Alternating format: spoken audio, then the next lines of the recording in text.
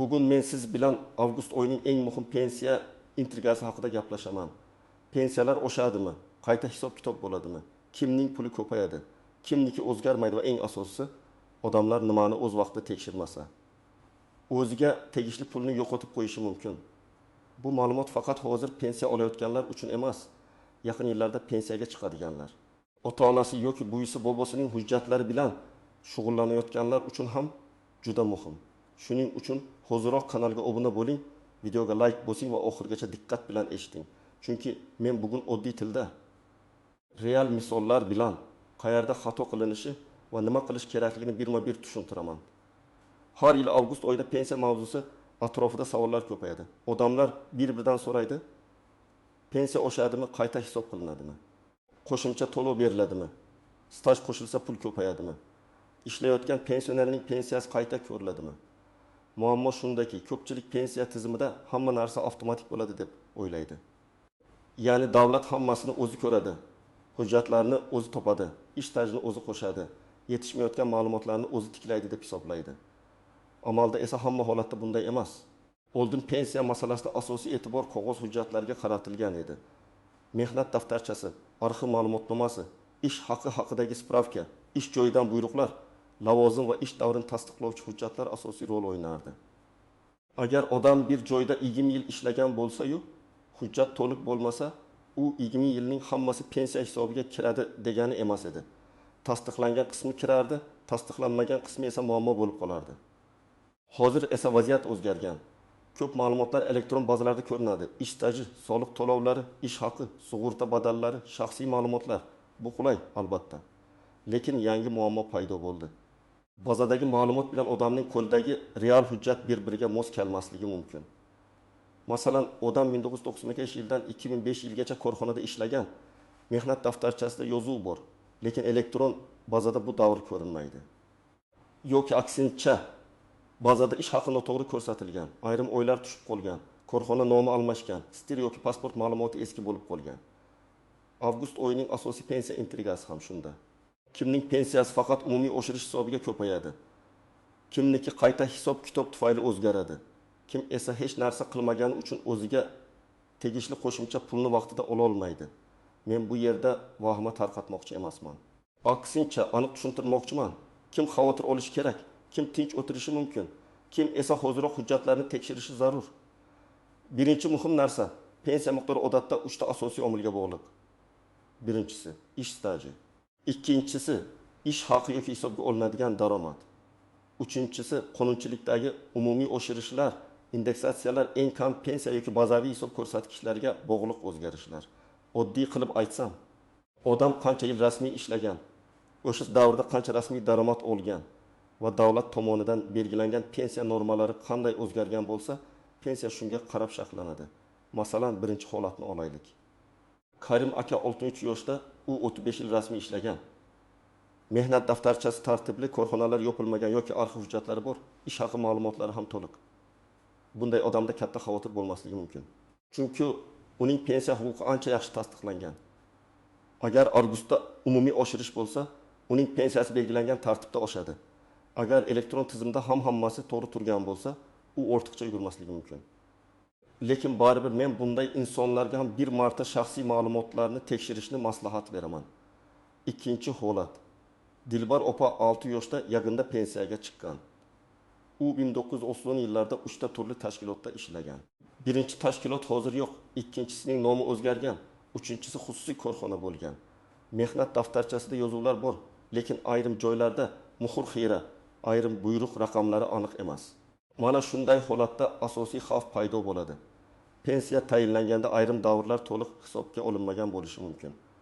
Odam esa menga shuncha chiqdi, demak shu to'g'ri deb yuraveradi. Aslida esa 2 yil yoki 4 yil staj tushib qolgan bo'lishi mumkin. Bu esa oyma-oy pensiya miqdoriga ta'sir qiladi. 3-holat. Rustam aka pensiyaga chiqqan, lekin ishlashda davom etyapti. Ko'pchilik ishlayotgan pensionerlar orasida shunday savol bor. Men pensiyada bo'lsam ham ishlayapman. Demak, pensiyam har yil avtomatik oshadimi? Bu yerda nozik jihat bor. Umumiy oshirishlar alohida masala. Ishlash davomida qo'shimcha staj yoki daromad hisobga olinishi esa alohida masala. har doim ham odam ishlayapti degani pensiyasi darhol qayta hisoblanadi degani emas. Ba'zi holatlarda ariza berish, ma'lumotlarni taqdim etish, qayta hisob kitob qilishni so'rash kerak bo'ladi. Shuning uchun ishlayotgan pensionerlar ayniqsa diqqatli bo'lishi zarur. 4-holat. Mahbuba opa umrining katta qismini bolalarni tarbiyalash, oilaviy parvarish, kasal qarindoshga qarash bilan o'tkazgan. Rasmiy ish staji kam. Bunday insonlar ko'pincha menda staj yetmaydi. Demak, hech qanday imkoniyat yo'q deb o'ylaydi. Lekin ayrim davrlar qonunchilikka ko'ra stajga qo'shilishi mumkin. Masalan, bola parvarishi bilan bog'liq davrlar, harbiy xizmat, ayrim o'qish davrlari yoki boshqa ijtimoiy ahamiyatga ega davrlar. Men bu yerda har bir holat bo'yicha alohida tekshirish kerakligini aytaman. Chunki odam o'zi bilmagan davr pensiya huquqiga ta'sir qilishi mumkin. Endi raqamli misollar bilan tushuntiraman. Tasavvur qiling, ikki inson bir xil yoshda pensiyaga chiqyapti. Birinchisining rasmiy staji 25 yil, ikkinchisiniki 32 yil. Ish haqi darajasi ham taxminan bir xil. Ko'p hollarda 32 yillik stajga ega insonning pensiya miqdori yuqoriroq bo'ladi. Chunki tizimda uzoqroq rasmiy ishlaganlik inobatga olinadi. Lekin agar ikkinchi insonning 7 yillik davri hujjatlari tasdiqlanmasa, u qog'ozda 32 yil ishlagan bo'lsa ham hisobda 25 yil ko'rinishi mumkin. Natijada odam o'z mehnatining to'liq samarasini olmaydi. Yana bir misol. Odam 2000 yillarda yaxshi oylik olgan, lekin korxona ish haqini to'liq rasmiy ko'rsatmagan. Qo'liga 2 million so'mga teng daromad olgan, rasmiy hujjatda esa ancha kam ko'rsatilgan. Pensiya hisobida odatda rasmiy ko'rsatilgan daromad asosiy ahamiyatga ega bo'ladi. Shuning uchun ko'pchilik bugun men yaxshi ishlaganman, ko'p topganman, nega pensiyam kam deb hayron bo'ladi. Sababi oddiy. Pensiya naqd yoki norasmiy daromadga emas, tasdiqlangan rasmiy ma'lumotga qaraydi. Kimlar ayniqsa xavotir olishi kerak? Men birinchi navbatda quyidagi toifadagi odamlarga e'tibor qarataman. Birinchisi, mehnat faoliyati 1930 yillar va 2000 yillarning boshiga to'g'ri kelganlar. Chunki o'sha davrda ko'p korxonalar yopilgan, nomi o'zgargan, hujjatlar arxiga topshirilmagan yoki noto'g'ri yuritilgan. Ikkinchisi, bir nechta joyda qisqa ishlaganlar. Masalan, 2 yil bir korxonada, 1 yil boshqa joyda, 8 oy 3-joyda. Bunday holatda biror davr tushib qolishi oson. Uchinchisi, pasport ma'lumotlari, familiyasi, ism-sharifi o'zgarganlar. Ayollarda turmushga chiqqandan keyin familiya o'zgarishi sababli eski hujjatlar bilan hozirgi ma'lumotlarni bog'lashda muammo chiqishi mumkin. 4-si ishlayotgan pensionerlar. 5-si nogironlik pensiyasi, boquvchisini yo'qotganlik pensiyasi yoki imtiyozli pensiya masalasiga ega bo'lganlar. Kimlar nisbatan xotirjam bo'lishi mumkin? Agar sizning pensiyangiz yaqinda tayinlangan bo'lsa, barcha hujjatlar elektron tizimda to'liq ko'ringan bo'lsa, mehnat daftarchangiz, ish haqi ma'lumotlaringiz, arxiv spravkalaringiz tartibda bo'lsa va pensiya jamg'armasi sizga hisob kitobni aniq tushuntirgan bo'lsa, vahima qilish shart emas. Umumiy oshirish bo'lsa, u odatda tizim orqali qo'llanadi. Lekin xotirjamlik tekshirmaslik degani emas. Men har bir pensionerga kamida yiliga bir marta pensiya hujjatlarini ko'zdan kechirishni tavsiya qilaman. Birinchi nozik jihat. Pensiya oshishi va pensiyani qayta hisoblash bir narsa emas. Odamlar ko'pincha buni aralashtirib yuboradi. Pensiya oshishi davlat tomonidan umumiy tartibda amalga oshiriladigan o'zgarish bo'lishi mumkin. Masalan, belgilangan foizga yoki minimal miqdorlar o'zgargani sababli. Qayta hisoblash esa shaxsiy holatingizga bog'liq. Ya'ni sizda qo'shimcha staj topildi. Avval hisobga olinmagan ish haqi ma'lumotlari taqdim etildi. Hujjatdagi xato tuzatildi.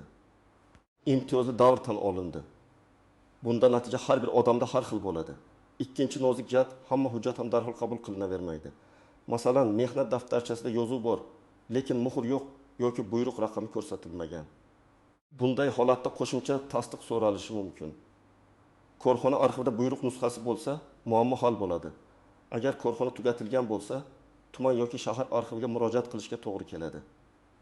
Agar arxivda ham hujjat bo'lmasa, ba'zan sud orqali ish stajini tasdiqlash masalasi ko'rib chiqilishi mumkin. Bu murakkabroq yo'l, lekin ayrim insonlar uchun yagona yo'l bo'lishi mumkin. Uchinchi tuzoq, odam ariza bermaydi, chunki baribir foydasi yo'q deb o'ylaydi. Men amaliyotda ko'p ko'rganman. Insonda 3 yil qo'shimcha stajni tasdiqlovchi hujjat bor, lekin u pensiya bo'limiga bormagan. Sababi, shuncha ovora bo'lib nima bo'lardi? Ozgina qo'shilar deydi. Lekin pensiya bu bir martalik pul emas. har oy keladigan daromad. Agar qayta hisobdan keyin oyga atiga 80 ming so'm qo'shilsa ham bir yilda 96 ming so'm bo'ladi. Agar 5 yil davomida olinsa, bu 4 million 800 ming so'm degani. Demak, o'zgina degan narsa vaqt o'tishi bilan katta summaga aylanadi. 4-chi nozik jihat ortiqcha to'lov ham muammo. Ba'zan odamga biror sabab bilan pensiya noto'g'ri yuqori hisoblangan bo'lishi mumkin. Keyin tekshiruvda aniqlansa, ortiqcha to'langan summa qaytarilishi talab qilinishi ehtimoli bor. Shuning uchun menga ko'proq tushyapti. Demak, yaxshi deb beparvo bo'lish ham to'g'ri emas.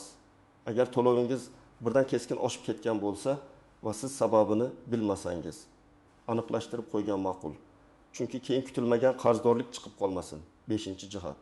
Bank kartasi yoki to'lov usulidagi muammo pensiya miqdori bilan bog'liq emas. Odamlar ba'zan pensiya kam tushsa, darrov pensiyam kamayibdi deb o'ylaydi. Aslida karta muddati tugagan, bank rekviziti o'zgargan. To'lov bo'lib tushgan, qarzdorlik bo'yicha ushlab qolish bo'lgan yoki texnik kechikish yuz bergan bo'lishi mumkin. Shuning uchun birinchi navbatda to'lov tafsilotini tekshirish kerak. Qancha hisoblangan, qancha ushlab qolingan, qancha kartaga tushgan. 6-jihat familiya va pasport ma'lumotlari. Bu juda oddiy ko'rinadi, lekin katta muammo keltirib chiqaradi. Masalan, ayol kishi qizlik familiyasi bilan 5 yil ishlagan, keyin familiyasi o'zgargan. Mehnat daftarchasida eski familiya, hozirgi pasportda yangi familiya. Agar nikoh guvohnomasi yoki familiya o'zgarishini tasdiqlovchi hujjat bo'lmasa, eski davrni bog'lash qiyinlashadi. Shuning uchun hujjatlar zanjiri to'liq bo'lishi kerak. Tug'ilganlik, nikoh, familiya o'zgarishi, pasport ma'lumotlari. 7-nozik jihat imtiyozli pensiyalar. Ayrim kasblarda og'ir, zararli yoki alohida sharoitlarda ishlaganlik sababli imtiyozli pensiya masalasi bo'lishi mumkin. Lekin bu yerda faqat men og'ir ishda ishlaganman deyish yetmaydi. Lavozim, ish sharoiti, korxona ro'yxati, ish davri va tasdiqlovchi hujjatlar muhim. Masalan, odam zavodda ishlagan bo'lishi mumkin, lekin uning lavozimi imtiyozli ro'yxatga kirganmi yoki yo'qmi, bu alohida tekshiriladi. Shuning uchun bu toifadagi odamlar hujjatni yanada puxta yig'ishi kerak. 8-jihat chet elda ishlagan davrlar. Bugun ko'plab fuqarolar bir muddat chet elda ishlagan. Bu davrlar har doim ham avtomatik tarzda pensiya stajiga qo'shilavermaydi. Mamlakatlar o'rtasidagi kelishuvlar, rasmiy ishlaganlik sug'urta badallari, tasdiqlovchi hujjatlar muhim. Agar siz chet elda norasmiy ishlagan bo'lsangiz, bu davrni pensiya hisobiga kiritish qiyin bo'lishi mumkin. Agar rasmiy ishlagan bo'lsangiz, hujjatlarni oldindan yig'ib qo'yish juda muhim. 9-jihat qarindoshlar nomidan ish yuritish. Ko'pincha farzandlar ota-onasining pensiya masalasini hal qiladi. Bu yaxshi, lekin qonuniy vakillik masalalarini unutmaslik kerak. Ayrim ma'lumotlarni olish uchun ishonchnoma talab qilinishi mumkin. Shuning uchun ota-onangiz yoshi katta bo'lsa, hujjatlarni tartibga solishda ularga yordam bering, lekin rasmiy tartibga rioya qiling. Endi eng muhim qismga o'tamiz. Siz nima qilishingiz kerak? Men buni aniq qadamlar bilan aytaman. Birinchi qadam, pensiya hujjatlaringizni bir joyga to'plang. Mehnat daftarchasi, pasport yoki ID karta, istir, jesashir, nikoh guvohnomasi, familiya o'zgarishi haqidagi hujjatlar, harbiy bilet, diplom, bola tug'ilganlik guvohnomalari, arxiv ma'lumotnomalari, ish haqi haqidagi spravkalar, nogironlik yoki boshqa imtiyoz hujjatlari bo'lsa, hammasini alohida papkaga soling. Hujjatlar tarqoq bo'lsa, muammo chiqqanda odam nima bor, nima yo'qligini bilmay qoladi. Ikkinchi qadam, mehnat stajingizni yillar bo'yicha yozib chiqing. Oddiy daftar oling va jadval tuzing. Qaysi yildan qaysi yilgacha, qaysi tashkilotda, qaysi lavozimda ishlagansiz. Masalan, 1987-1994 tuman savdo boshqarmasi, hisobchi. 1934-2001 xususiy korxona, sotuvchi. 2001-2025 maktab xo'jalik mudiri. Shunday yozib chiqsangiz, qaysi davrda hujjat yetishmayotganini darhol ko'rasiz. 3-qadam, elektron ma'lumotlarni tekshiring. Agar Maykov, uz yoki tegishli davlat xizmatlari orqali ma'lumotlaringizni ko'rish imkoniyati bo'lsa, albatta tekshiring. Elektron mehnat tarixi, ish haqi, soliq to'lovlari, shaxsiy ma'lumotlar mos keladimi yo'qmi qarang. Agar internetdan foydalanishni bilmasangiz, farzandingiz, nabrangiz yoki ishonchli insondan yordam so'rang. Lekin shaxsiy parol va tasdiqlash kodlarini begona odamlarga bermang. 4-qadam. Pensiya bo'limiga yoki pensiya jamg'armasining hududiy bo'limiga murojaat qiling. Murojaat qilganda umumiy gap bilan bormang. Pensiyamni tekshirib bering deyishdan ko'ra aniqroq yozing. Mening falon yildan falon yilgacha bo'lgan ish stajim hisobga olingan, olinmaganini tekshirishni so'rayman. Falon tashkilotdagi ish haqi ma'lumotlarim pensiya hisobida inobatga olinganmi, aniqlashtirishni so'rayman. Pensiyam qayta hisoblanishi uchun taqdim etayotgan hujjatlarimni ko'rib chiqishingizni so'rayman. Aniq murojaat tezroq va samaraliroq ko'rib chiqiladi. 5-qadam. Arxivga murojaat qilishdan qo'rqmang. Agar eski ish joyingiz yopilgan bo'lsa, uning hujjatlari tuman, shahar yoki viloyat arxivida bo'lishi mumkin. Arxivga murojaatda tashkilot nomi, ishlagan davringiz, lavozimingiz, taxminiy buyruq sanalari bo'lsa ko'rsating. Agar korxona nomi o'zgargan bo'lsa, eski va yangi nomlarni aniqlashga harakat qiling. Arxiv javobi pensiya masalasida juda muhim dalil bo'lishi mumkin. 6-qadam. Barcha murojaatlarni yozma yoki elektron shaklda qoldiring. Og'zaki so'rab ketish yetarli emas. Sizda murojaat raqami, qabul qilingan sana, javob muddati bo'lishi kerak. Chunki keyin men borgan edim, aytgan edim deyish bilan natijaga erishish qiyin. Yozma iz bo'lsa masalani tuzatish. Yuqori tashkilotga murojaat qilish, xatoni tuzatish osonlashadi. 7-qadam. Pensiya to'lovingizni har oy tekshiring. Kartaga qancha tushdi, qaysi sanada tushdi, oldingi oyga nisbatan farq bormi, ushlab qolish bo'lganmi? Bularni yozib boring. Ayniqsa avgust oyida o'zgarish kutilayotgan bo'lsa, bir oyga qarab xulosa qilmang. Ba'zan to'lov jadvali, texnik o'tkazmalar yoki qayta hisob-kitob sababli farqlar bo'lishi mumkin. Muhimi, rasmiy izoh oling. 8-qadam. Agar rad javobi olsangiz, sababini so'rang. Hisobga olinmaydi degan javobning o'zi yetarli emas. Nima uchun hisobga olinmaydi? Qaysi hujjat yetishmayapti? Qaysi qonuniy asosga ko'ra rad etildi? Qanday hujjat topshirilsa masala qayta ko'riladi? Mana shu savollarni bering. Ba'zan bir dona arxiv spravkasi yoki familiya o'zgarishini tasdiqlovchi hujjat butun masalani hal qiladi. 9-qadam. Shubhali vositachilardan ehtiyot bo'ling. Pensiya mavzusida men hammasini hal qilib beraman. Falon pul bersangiz pensiyangizni oshirib beraman deydiganlar uchrashi mumkin. Men bunday holatlardan ehtiyot bo'lishni qat'iy maslahat beraman. Pensiya qonuniy hujjatlar asosida hisoblanadi. Agar sizda hujjat bo'lsa, rasmiy yo'l bilan murojaat qiling. Agar hujjat bo'lmasa, uni qonuniy tartibda tiklash kerak. Noma'lum odamga pul berish muammoni hal qilmasligi, aksincha yangi muammo keltirishi mumkin. 10-qadam. Yaqinlaringizga yordam bering. Ko'p yoshi katta insonlar elektron tizimdan foydalana olmaydi, ariza yozishga qiynaladi. Arxivga borish ularga og'ir. Agar ota-onangiz, qo'shningiz, qarindoshingiz pensiya masalasida qiynalayotgan bo'lsa, ularning hujjatini tartibga solishga yordam bering. Lekin ularning roziligi va kerak bo'lsa ishonchnomasi bilan ish qiling. Men yana bir amaliy tavsiyani alohida aytaman. Pensiyaga chiqishga 2-3 yil qolgan odamlar hozirdan tayyorgarlik ko'rsin. Ko'pchilik pensiya yoshiga yetgandan keyin hujjat yig'ishni boshlaydi. Bu esa kech bo'lishi mumkin. Arxiv javobi vaqt oladi, eski korxonani topish qiyin bo'ladi. Hujjatdagi xatoni tuzatish uchun haftalar yoki oylar ketadi. Agar siz hozirdan stajingizni tekshirsangiz, pensiyaga chiqish paytida shoshilmaysiz va hisob-kitob to'g'ri bo'lish ehtimoli oshadi. Yana bir muhim maslahat, aysh haqi masalasini tekshiring. Faqat staj yetarli emas. Ba'zan odamning staji to'liq, lekin ish haqi ma'lumotlari noto'g'ri yoki kam ko'rsatilgan bo'ladi. Agar sizda yuqoriroq rasmiy ish haqi olgan davrlar bo'lsa, shu davrlar pensiya hisobida inobatga olinganmi? Albatta aniqlang. Chunki pensiya miqdoriga faqat yil soni emas, daromad ko'rsatkichi ham ta'sir qiladi. Demak, avgust oyining asosiy pensiya intrigasi shundan iborat. Kimdir faqat umumiy oshirishni kutadi.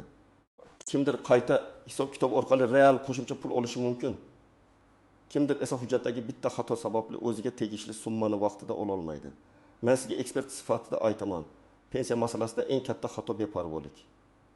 O'zi bo'lar, hammasi bazada bor, endi kech bo'ldi degan fikrlar ko'p odamni pulidan ayiradi. Bugunoq hujjatlaringizni tekshiring, stajingizni yillar bo'yicha yozib chiqing, elektron ma'lumotlarni ko'ring. Kerak bo'lsa pensiya jamg'armasiga yoki arxivga murojaat qiling. Agar to'lovingizda o'zgarish bo'lsa, sababini aniqlang. Agar pensiyangiz qayta hisoblanishi mumkin deb o'ylasangiz, buni og'zaki gapda qoldirmang, rasmiy ariza bering. Sizningcha avgust oyida pensiya bo'yicha eng katta muammo nima? Oshirish miqdorimi? Hujjatlarning chalkashligimi yoki odamlarning yetarli ma'lumotga ega emasligimi? Fikringizni izohlarda yozing. Video foydali bo'lgan bo'lsa like bosing. Kanalga obuna bo'ling va yaqinlaringizga yuboring. Chunki bitta vaqtda aytilgan maslahat kimningdir oyma-oy daromadini oshirib, katta muammodan asrab qolishi mumkin.